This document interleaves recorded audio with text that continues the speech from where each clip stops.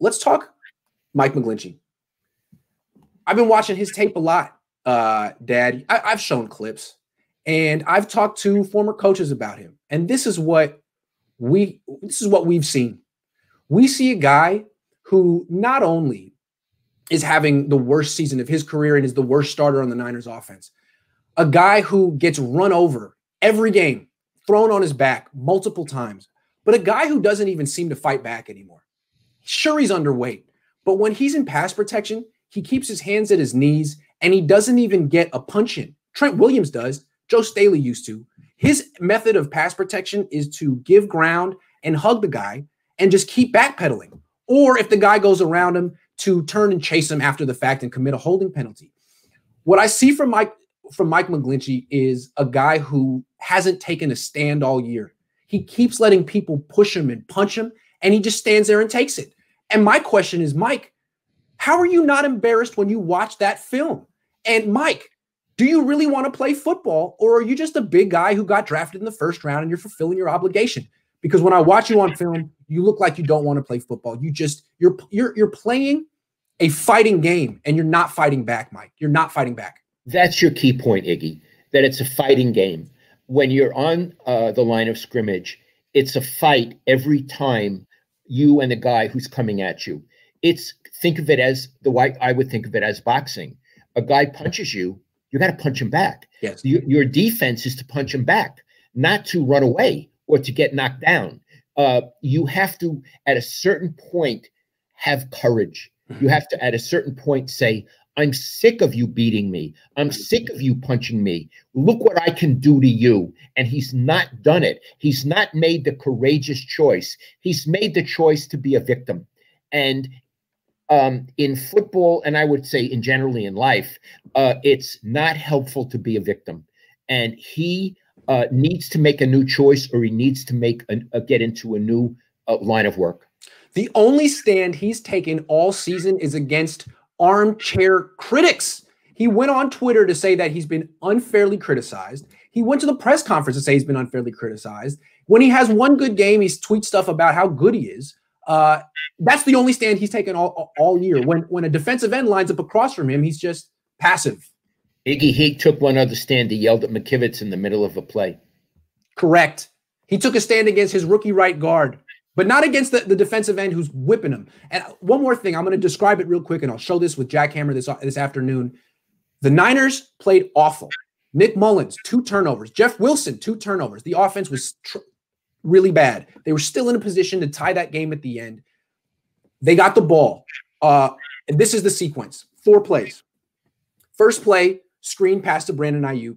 On the right, Mike McGlinchey goes out, dives, misses his block. Brandon Ayuk picks up 7 yards on his own. 2nd and 3, run to the right to Mostert behind McGlinchey. McGlinchey's blocking Montez Sweat, who picks him up, throws him to the side, tackles Mostert for a gain of 1. So now he's messed up the first 2 plays of the drive. 3rd and 2, Mullins drops back, hits Bourne over the middle for 22 yards. Oh my God, the Niners are going to pull this off. But no, McGlinchey got beat again by Sweat, commits a holding penalty. Okay, back him up, 4th and 12. 4th play of the drive.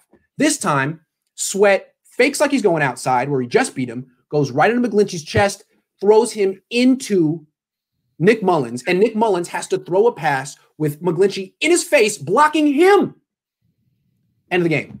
He couldn't secure a block one time in the final 4 plays for the Niners to actually have a chance. Thank you, Mike, for trying.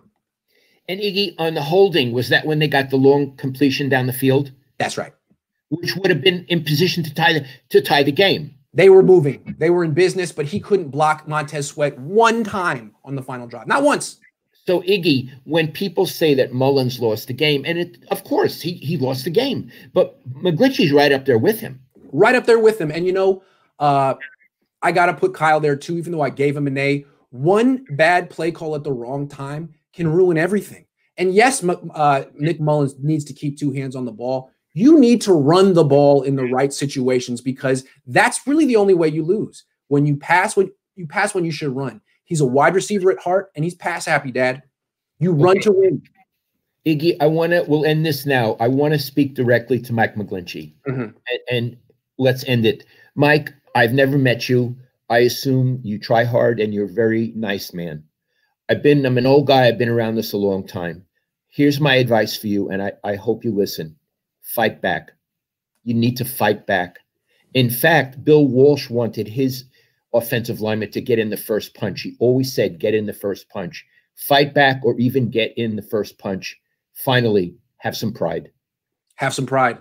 Don't fight back against me. Fight back against the defensive end who's, Mike, they're dying to go against you. They're lining up.